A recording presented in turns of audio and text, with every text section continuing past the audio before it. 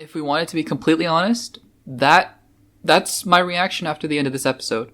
Like, if you want 100% authentic reaction of how I felt after the post-credit scene finished up, yeah, that was it. So, thanks for watching. Okay, you want a review, I want to talk about this episode. So let's talk about episode 8 of WandaVision. As always, full spoilers ahead.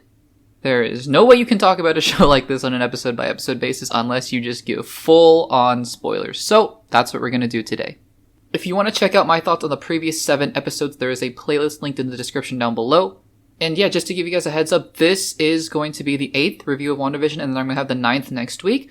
I'm not entirely sure if this is set in stone yet, but the plan right now is that I'm going to have a week or so off, as things are going to get kind of busy. I need to work on some other things, and then we're going to come back, I think, with a full episode of Marvel Mania. Yes, the podcast is still around. For those of you who have been listening to the podcast and you liked it, I'm sorry it's been gone for a while. I really want to do it. I love podcasting, but it's just been a crazy time for me.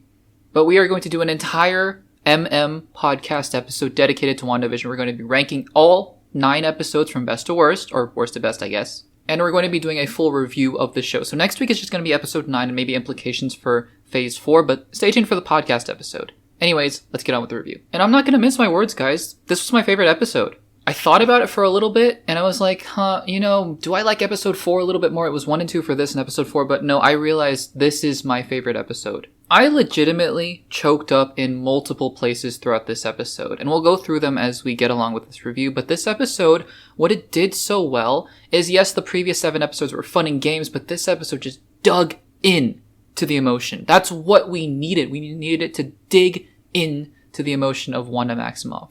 Side note, was I sad we didn't get to see Aaron Taylor-Johnson? I thought for sure, man, we would get to see Aaron Taylor-Johnson.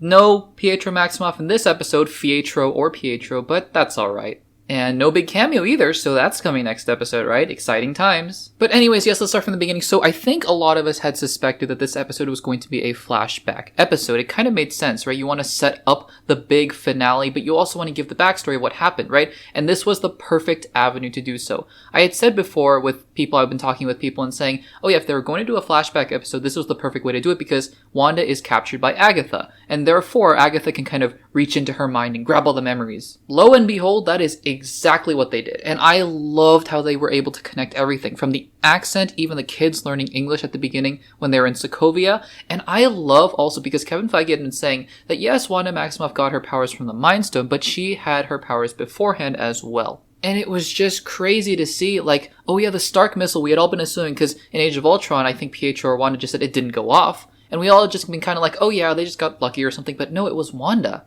And her magic. That's insane.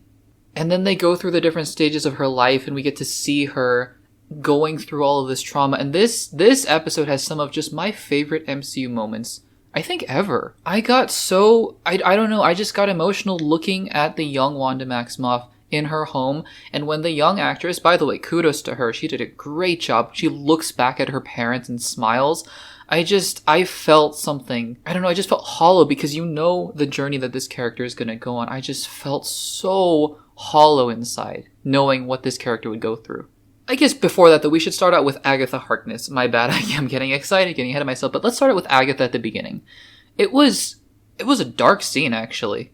Now, look, when you're dealing with metaphysical and reality bending and multiverse and witches and wizards, can you expect a really nuanced villain? No, not really. If you've been watching my MC reviews, you know that that's how I feel about villains. I like the more nuanced, grounded villains. I loved how the Russos were able to make Thanos a really grounded villain. And I said before in films like Thor Ragnarok, look, it's a great film, it's a sci-fi fantasy epic, but Hela doesn't really stand out to me because she doesn't really have any motivations besides I am evil, I'm the goddess of death, let's rule Asgard, right? But it's sci-fi fantasy. Do we give it a pass? Kind of. I don't know. And so, I'm not necessarily expecting that Agatha Harkness is going to have the most tragic backstory. I mean, the beginning scene was interesting. Because on the one hand, I did feel really bad for her, because her acting, Kathryn Hahn is a great actress. She was able to just portray this desperation.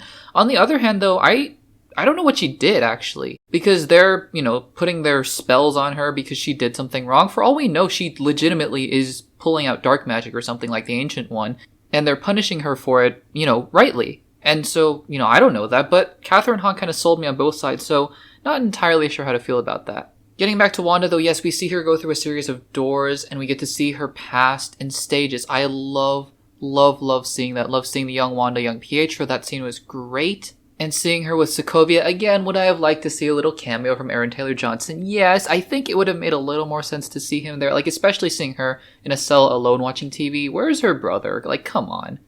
Makes me kind of think that they just couldn't get Aaron Taylor-Johnson because the revelation of fake Pietro, or Fietro, I love that by the way, but if it really was just a fake Pietro, they could have gotten anybody, right? Or even better, Agatha could have literally reincarnated or just, I guess, put an illusion of the real Pietro. Why didn't she just do that? That would have been more effective. So it just makes me think Aaron Taylor-Johnson wasn't available for this, and that's fine. That's totally fine. But one of the best scenes in this entire episode, entire series, entire MCU is the scene that takes place during Civil War when she's at the Avengers compound.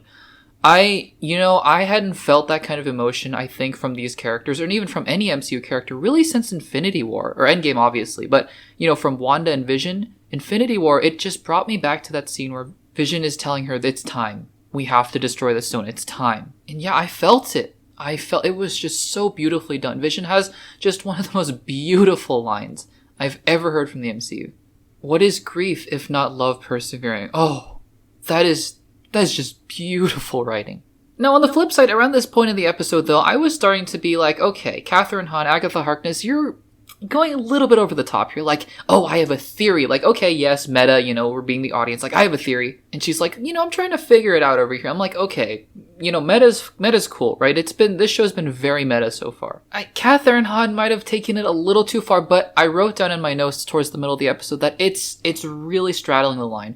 It's very, very close to too campy and too much from her, especially at the end when she's clapping her hands, but I think it works. I think it just does work. And then we get the scene at the sword facility, and yes, I was right. Hayward doctored the footage because Wanda did not go in there and take the Vision's body. She left without the Vision's body. You know why? Because Hayward sucks. Like, look, I don't know what his motivations are necessarily other than to bring Vision back. We'll get to that in a second. That was incredible at the end. Again, I think he's a Skrull. 1,000% he is a Skrull, but, But yeah, I mean, that scene where he's showing her the body, it's like, man, this guy, what is your deal, Hayward?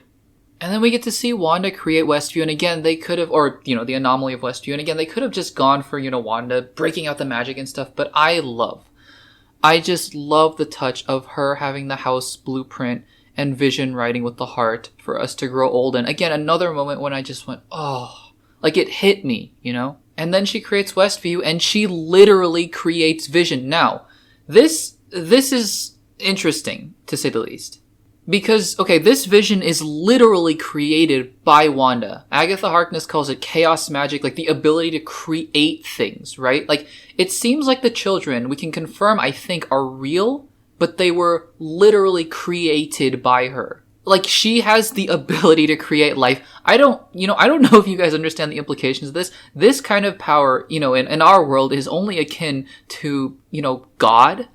So, in this fictional MCU, to say Wanda Maximoff has that kind of power is absolutely insane. Like, I think we all kind of thought, oh yeah, Wanda's pretty powerful. She's throwing Monica Rambeau out, the Hex. That's cool. But, no, this is like the next level, I think. Or like the next level above that, or like times 10. But it brings up an interesting question. So, why is the Mind Stone in Vision's forehead? Did she literally recreate an Infinity Stone, or is that just a manifestation of an Infinity Stone? That part's interesting to me, because are they going to actually bring back an actual... Can she just create Infinity Stones like that? Like, what? Can she just create another gauntlet and snap her fingers and do something? Like, I don't know, man. What? So that's a little iffy to me, but, whatever. And then, so we have that Vision running around with Darcy Lewis, or he flew out anyways. And then we have the children, and yeah, I think they're real, and I think they're here to stay. That means they're here to stay. If they were not real, I'd been like, okay, they're just a red herring, they're just kind of here to, be kids and, lure Wanda into a trap. But Agatha Harkness seems to think that they're real, Wanda seems to think that they're real, and so I think Young Avengers pretty much confirmed for them. I think. And then Agatha Harkness at the end, I cannot believe I didn't see this coming. The whole time Agatha was speaking at the end, I thought, oh, she's gonna say Nexus Being, because we were all talking about Nexus Being. I could not believe I didn't see this coming. You are a Scarlet Witch. I couldn't believe I didn't see that coming, and I almost fell out of my chair. That is perfect. That is the perfect way to introduce the moniker for the character, because at the beginning of this episode, we introduced the idea of witches and almost like a Sanctum Sanctorum, or I guess an evil cult of sorcerers like Doctor Strange, but they're witches, right? Yeah, I couldn't believe it, but she is now the Scarlet Witch. I am so excited. That was awesome. And then we get the post-credit scene, or the mid-credit scene? I guess the mid-credit scene. And to be honest, I wasn't entirely sure whether we're going for the first half of it, maybe. And right around maybe the 1/4, 1/3 point, 1/2 point, I was kind of like, wait a second. And then Hayward said something like, we've been trying to reconfigure this, and I went, and then they show this version of Vision, and he is alive.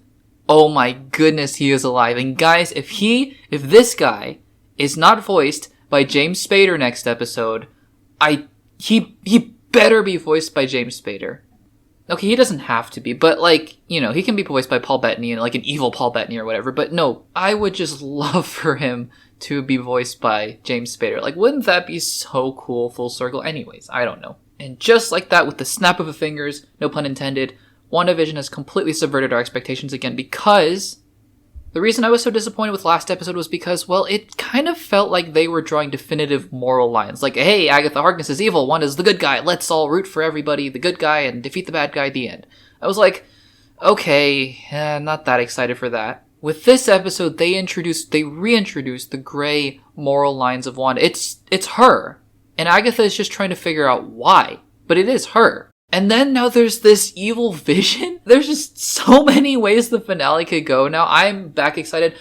You know what? Honestly, maybe a little irrationally so, I was a little bit nervous for this episode because last episode, just to be honest, didn't really excite me for this one. But man, this episode, I loved every second of it. I don't know, guys. Maybe it's just me. I just like the episodes where they filled in the backstory and stuff, episode 8 and episode 4, but I just like them. And now the finale is next week. What are they going to do with the finale? I don't know. We still have the cameo, whether it's the aerospace engineer or the multiverse, Professor X, Magneto, or everybody. I don't know. We haven't seen Jimmy for an episode. I think this is the first episode we didn't see Jimmy, we didn't see Darcy, we didn't see Monica.